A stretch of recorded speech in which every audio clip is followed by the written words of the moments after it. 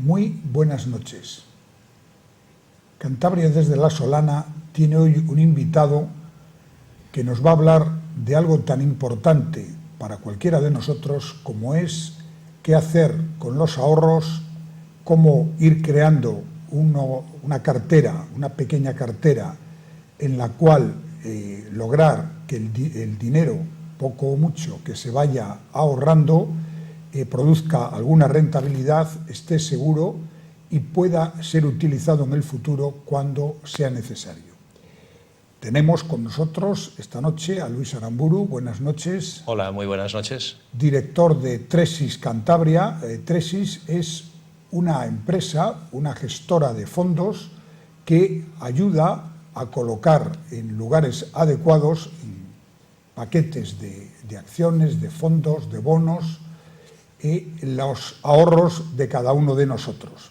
Luis Aramburu tiene además una larga experiencia no solamente en la gestión de fondos, sino en el conocimiento de nuestra región, porque fue el director de la banca privada de Caja Cantabria y de ahí ha saltado a Tresis, que es uno de los grandes gestores de fondos a nivel internacional. Bueno, lo primero creo que procedería explicarle al ciudadano en qué consiste una gestora de fondos, qué es lo que hace la gestora de fondos, qué es lo que hace Tresis. Sí, vamos a ver, nosotros somos una gestora de fondos, gestora de patrimonios, ¿no? Y lo que realmente hacemos es tratar de invertir el dinero de nuestros clientes de la manera que se ajuste a lo que ellos realmente necesitan. Es decir, aquí invertir dinero no es vender productos, no es colocar productos, es ajustar la inversión a lo que cada uno puede necesitar. Es como hacer un traje. La persona tiene que decir lo que realmente quiere, a qué horizonte de inversión se plantea, cuál es su nivel de asunción de volatilidad, de fluctuación, y a raíz de eso, o a partir de eso, nosotros, con la gama de productos que tenemos, pues hacerle ese traje a medida. Cuando uno se enfrenta a una gestora de fondos y de patrimonio, bueno, ¿con qué cantidad mínima hay que ir allí? ¿Con 100.000 euros? ¿Con 200.000? Yo creo que esa es una de las grandes falsedades, ¿no?, que se cuentan de todo este sector. Parece que hace falta ser millonario para poder acceder a un servicio de banca privada y de gestión de patrimonios. No es cierto. Es decir, yo siempre cuento lo mismo. Yo tengo 2 hijos, mis hijos tienen 5 y 8.000 euros cada uno y tienen fondos internacionales, tienen fondos de gestoras como JP Morgan o como Robeco, etcétera, sin ningún problema. Entonces, hay servicios para los que sí hace falta un volumen mínimo de patrimonio de 100, 150, 200.000 euros, pero hay otra gran cantidad de servicios y sobre todo la disponibilidad de productos de muy elevada calidad prácticamente sin límite mínimo de inversión. Es decir, que esto está al alcance prácticamente de cualquier pequeño ahorrador que tenga un dinero y que quiera sacarle alguna rentabilidad. Para mí es un problema mucho más conceptual, es un problema mucho más de interés de la persona en ver que hay otras posibilidades distintas a las tradicionales. Es decir, al final yo creo que en España tenemos todavía un problema muy grave y es el desinterés de las personas por sus ahorros. Las personas dedican muchas veces mucho más tiempo a elegir el destino de las vacaciones del año, a elegir el coche que se van a comprar, que a elegir el destino de los ahorros de toda su vida. Cosa que es verdaderamente preocupante, porque si yo me equivoco en el destino de mis vacaciones, bueno, pasaré unas vacaciones un poquito peor un año, pero no tiene más implicaciones. Ahora, como me equivoque en el lugar o en la manera en la que coloco mi dinero, eso tiene unas implicaciones enormes, ¿no? Bueno, ahora mismo, en la situación actual, con los tipos de interés que ha organizado el Banco Central Europeo y todos los mercados, prácticamente los ahorros no rentan nada. Es decir, aquello de se coloca el dinero a plazo fijo en una entidad bancaria o en un fondo, eso parece que ya ha desaparecido. Por tanto, en una situación como esa, ¿todavía se puede obtener rentabilidad para los ahorros? Claramente sí. Lo que pasa es que las reglas del juego han cambiado.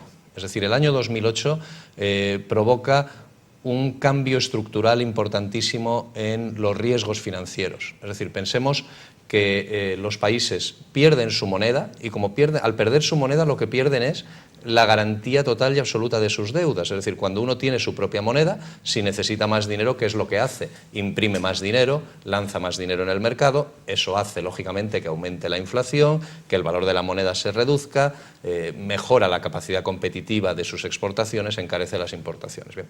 En el momento en el que entramos en el euro, desaparece nuestra moneda propia y desaparece esa pata que podemos utilizar en situaciones de dificultad. Por tanto, empiezan a aparecer unos riesgos que son riesgos extremos, riesgos enormemente improbables, pero a mí cuando alguien me dice es que un depósito a plazo es 100% garantizado o la deuda estatal es 100% garantizada, digo, hombre, en un escenario normal sí. En un escenario extremo, la garantía depende de la solvencia de aquel a quien le estemos prestando el dinero, ¿no? Dicho esto, ¿hay posibilidades para inversores conservadores? Sí, pero cambiando un poco las reglas del juego. Vamos a tener que asumir más volatilidad, más movimiento, es decir, esa especie de línea recta sin riesgo, eso ya ha muerto, tenemos que irnos a rentabilidades del 0,1, 0,2, 0,3%, que son ridículas. Si queremos más, ¿qué tenemos que hacer? Empezar a definir que no invertimos a un plazo de un año, que no podemos tener una línea recta, que tenemos que asumir fluctuaciones que deben ser controladas y para eso realmente estamos nosotros, para tratar de que las fluctuaciones que sufra el patrimonio del inversor sean las que el inversor quiere que sean y no sean más. Porque yo creo que aquí hay una palabra que se utiliza muy mal, que es la palabra riesgo, ¿no? Riesgo no es ni bueno ni malo. El riesgo es muy malo cuando alguien no sabe que lo tiene. Pero el riesgo es el que hace que una determinada inversión le produzca a una persona un 8, un 10, un 12% de rentabilidad positiva y no es, insisto, ni bueno ni malo. Lo malo del riesgo es cuando alguien se piensa que no lo tiene y de repente surge. Bueno, y esta situación, los mercados o digamos la capacidad, la rentabilidad de los ahorros, etcétera, han evolucionado desde ofrecer casi cifras de 2 dígitos para la rentabilidad a que ahora prácticamente es 0. Esto va a cambiar, volverá otra vez el ciclo en el que un ahorro a plazo fijo vuelva a generar un 4, un 5, un 6%. Probablemente vuelva, pero no a corto plazo. Es decir, en este momento, ¿por qué están los tipos de interés tan bajos? Los tipos de interés están tan bajos y van a seguir tan bajos porque es el instrumento que tiene el Banco Central Europeo para tratar de dinamizar una economía como la europea que tarda mucho en crecer, que le está costando mucho crecer fundamentalmente por la falta de reformas estructurales que no se están acometiendo en los países europeos, ¿no? El señor Draghi puede decir las cosas más altas, pero no las puede decir ni más claras ni más veces. Él solo lo que puede hacer con su actuación, que es mantener tipos de interés muy bajos, eso hace que las personas que estén endeudadas paguen menos por sus préstamos, que las empresas se financien a un coste más barato. Él inyecta muchísimo dinero en el mercado para evitar que las entidades financieras tengan problemas, pero lo que no puede conseguir con su actuación es que usted y yo tengamos más dinero en el bolsillo para gastar y para consumir. Ante eso, ¿qué hace el señor Draghi? Pedir a los gobiernos que tomen medidas estructurales. Y los gobiernos son muy reticentes porque las medidas estructurales, que son medidas que desafortunadamente queramos o no vamos a tener que tomar porque vivimos en un mundo global, pero son medidas desagradables para los que somos empleados de empresas porque al final vamos a ligar todo nuestro salario a nuestra productividad y tenemos que ser conscientes de que competimos a nivel mundial y eso tiene muchas ventajas pero también tiene inconvenientes. Bueno, usted conoce muy bien no solamente los mercados internacionales, sino la situación de Cantabria, porque no en vano, lo hemos dicho al principio de la entrevista, ha sido el director de la banca privada de Caja Cantabria, es decir, la que llevaba estos asuntos en Caja Cantabria y, por tanto, en nuestra región. Siempre se ha dicho que en Cantabria, que ahora está atravesando un mal momento económico, pero que hay mucho ahorro embalsado, mucho patrimonio que está ahí latente. ¿Eso es verdad? ¿Hasta qué punto es verdad? Yo creo que sí, yo creo que Cantabria es una región que hay mucho ahorro generado a través de muchos años. Hemos tenido la suerte y tenemos la suerte de tener uno de los grandes bancos españoles radicado aquí. Hay muchas personas que a través de la inversión en acciones históricas del banco ha conseguido hacer un gran patrimonio, y esas personas ahora lo que tienen que hacer, desde mi punto de vista, es dar el salto a las nuevas circunstancias. Es decir, ¿qué sentido tiene, por ejemplo, seguir invirtiendo únicamente en España cuando vivimos o pertenecemos ya a un país nuevo que estamos construyendo, que se llama Europa? ¿Aportamos nosotros algo realmente diferencial frente a otras posibles inversiones? ¿Por qué desechamos una economía como la norteamericana, que está en estos momentos prácticamente en pleno empleo, está en máximos históricos, etcétera? O sea, quiero decir, se nos abren muchísimas posibilidades de inversión que hace 20, 30, 40 años no existían y ahora existen. Y ese es un cambio que hay que ir haciendo progresivamente, pero que tenemos que hacer porque, insisto, las reglas del juego han cambiado y no van a volver tan pronto. Yo creo que no van a volver nunca realmente. Yo creo que vamos hacia un modelo mucho más anglosajón, mucho más de inversión, de asumir fluctuaciones, y de que el que no esté dispuesto a hacer eso vaya a tener que ver una pérdida de poder adquisitivo de su dinero, porque aunque la inflación nominal sea negativa, yo creo que la inflación real sigue siendo positiva. O sea, la inflación está siendo negativa pues por una caída del precio del petróleo que es clara, pero también pues porque hay artículos que no se compran todos los días que están bajando de precio muy fuertemente. Pero lo que es el gasto diario, yo soy un convencido de que la inflación sigue estando en términos positivos. Bueno, seguimos con Cantabria. Los datos, sobre todo los datos del último año, del último año y medio, son realmente malos. Se crece mucho menos que la media nacional, el empleo tampoco funciona al mismo nivel que en el resto de España. ¿Qué pasa en Cantabria? ¿Por qué estamos en esta situación cuando cuando todavía España está dividida en provincias, una de las que mejor renta per cápita tenía y mejores niveles, digamos, de riqueza entre sus ciudadanos, y ahora resulta que estamos bajando, estamos ya a la mitad de la tabla, a la mitad hacia abajo, si contamos España por provincias? Yo creo que Cantabria, como muchas otras regiones de España, depende muchísimo se ha hecho depender muchísimo de la actuación del sector público, de ayudas, de subvenciones, etcétera. Yo creo que tenemos que dar el paso al emprendimiento, yo creo que tenemos que dar el paso a la economía privada. Yo creo que tenemos que facilitar la llegada, y me van a permitir la expresión, de ricos. Al final, el que nuestra región reciba personas de alto poder adquisitivo es bueno para todos. Yo creo que no hay que demonizar al rico, yo creo que no hay que decir el rico es una persona que es como una especie de demonio. No es verdad, porque cuando el rico va a consumir, consume, porque yo creo que tenemos que activar la inversión privada. Yo creo que tenemos que facilitar el que las empresas lleguen, y que los que somos trabajadores tenemos que ser conscientes que nos han cambiado las reglas del juego, que es que España se ha convertido en el país que más crece prácticamente de Europa, fundamentalmente. ¿Por qué? Porque hemos sido de los pocos que hemos tomado medidas, de los pocos que hemos hecho reformas.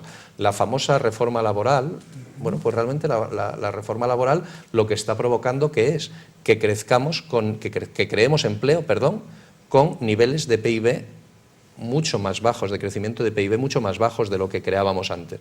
Que el empleo no es el empleo que a todos querríamos, es que probablemente ese empleo no va a volver. Es que probablemente tenemos que ser conscientes de que tendremos que ir, cuando miramos a Estados Unidos, nos gusta mucho el resultado quizá de lo que tiene, pero no nos gusta hacer lo que hacen los norteamericanos. Cuando un norteamericano pierde su trabajo en Texas y lo encuentra en Alaska, pues se coge el coche y se va para Alaska. Cuando un norteamericano trabaja 3 horas un día, 5 horas otro, 9 horas otro, 2 horas el siguiente, pues lo vemos y también lo hace. Entonces, yo creo que nosotros tenemos que empezar a pensar que vivimos en un mundo global, y tenemos que empezar a potenciar de verdad el emprendimiento y la iniciativa privada. Bueno, y volvemos al tema central de esta conversación, que no deja de ser el de qué hacer con los ahorros, cómo colocarlos de una manera rentable y al mismo tiempo con las máximas garantías posibles, nos encontramos con que algunos escándalos que ha habido en torno pues, a productos financieros como han podido ser las preferentes, etcétera, etcétera, parece como que han producido en el ciudadano un temor a invertir, a arriesgarse, a entrar en este mundo y a poco menos que seguir guardando el dinero en el calcetín. Sí, la verdad es que sí, ha habido escándalos y si se fija, la mayor parte de los escándalos graves que ha habido proceden de productos de bancos. Las famosas participaciones preferentes, que había entidades que las vendían como que eran un depósito a plazo y no tenían riesgo, y resultó que no eran ni de un depósito a plazo y que tenían un nivel de riesgo muy elevado. ¿Eso genera problemas? Sí genera problemas, pero yo creo que, por ejemplo, hay que entender, imagínese, un fondo de inversión, y tenemos la experiencia de Banco Madrid. Las personas que tenían dinero en fondos de inversión del propio Banco Madrid no han perdido nada, porque el fondo de inversión es la figura jurídica más segura que hay, porque a nivel financiero hay que distinguir entre prestar y que me guarden. Si usted me presta su coche, me deja utilizarlo. Si yo no sé conducir y le estropeo el coche, diré, mire, lo siento muchísimo, pero le devuelvo el coche estropeado, pero es que yo no conduzco mejor. Ahora, si usted me dice, guárdeme mi coche en su garaje, no me deja usarlo. A nivel financiero hay que entender que cuando uno hace una cuenta corriente, un depósito a plazo, un pagaré, un bono, una convertible, una subordinada o una preferente, está prestando su dinero al banco y, por tanto, está sujeto al riesgo de la entidad financiera a la que le está prestando ese dinero. Cuando la persona, en lugar de prestar su dinero, lo que hace es un fondo de inversión o deposita una cartera de valores o hace un plan de pensiones o incluso, aunque sea en otro término, compra una caja de seguridad, alquila una caja de seguridad, lo que está haciendo es decirle a la entidad que lo guarde. Por tanto, si esa entidad tiene un problema, todo eso que está custodiado no tiene riesgo, no tiene problema. Entonces, ¿que está habiendo problemas? Sí. Que los problemas muchas veces son por una mala explicación de los riesgos por parte de las entidades que los venden, 100% de acuerdo. Por eso nosotros damos una importancia enorme a la transparencia, a la información y a explicar la parte negativa. Por ejemplo, hay una cosa que yo soy consciente que no es comercialmente buena que yo hago, pero yo a las personas nunca trato de definirles como conservador, moderado o arriesgado, porque no todos tenemos que entender lo mismo por esas palabras. Yo lo que trato siempre es decir, mire, pensamos que esta inversión va a ir bien, pero si va mal, ¿cuál es la pérdida máxima que está usted dispuesto a asumir? No es deseable, pero realmente hay circunstancias en las que nadie puede garantizar que una inversión vaya bien. Aquí se trata de entender lo que los americanos llaman el umbral del sueño. ¿El umbral del sueño qué es? El nivel de pérdidas a partir del cual uno empieza a dormir mal. Y por tanto es un punto al que nunca deberemos llegar. Yo reconozco que yo llevo a gala no haber tenido nunca un problema con un inversor, pero yo siempre trato de que tengan muy claro que el que quiere invertir puede perder algo de dinero y que lo que hay que ajustar es la inversión a ese nivel máximo, que es una pérdida que trataremos de no llegar a ella, que evidentemente es la manera de obtener rentabilidades positivas mejores, pero tiene que ser la persona capaz de entender eso. A mí si me viene una persona y me dice, mire, es que yo la máxima pérdida que estoy dispuesto a aceptar es un 1% en un año. Digo, mire, pues no puede usted invertir.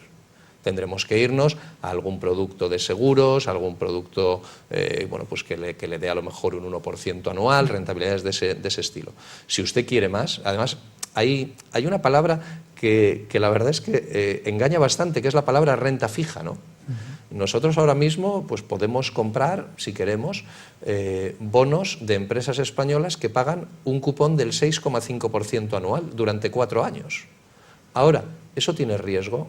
Pues es indudable que lo tiene que tener, porque evidentemente si Nestlé a 3 años está pagando tipos negativos, es decir, para que le coja usted dinero a Nestlé, usted le tiene que pagar a Nestlé.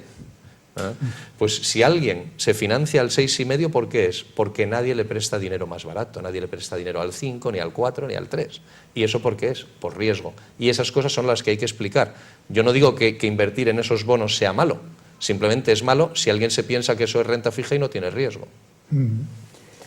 Bueno, otro de los mitos en la inversión es el oro. Invertir en oro, el valor refugio, el metal casi mítico. ¿Tiene riesgos invertir en oro? ¿Cómo se puede invertir en oro? ¿Ustedes aconsejan hacerlo? Vamos a ver.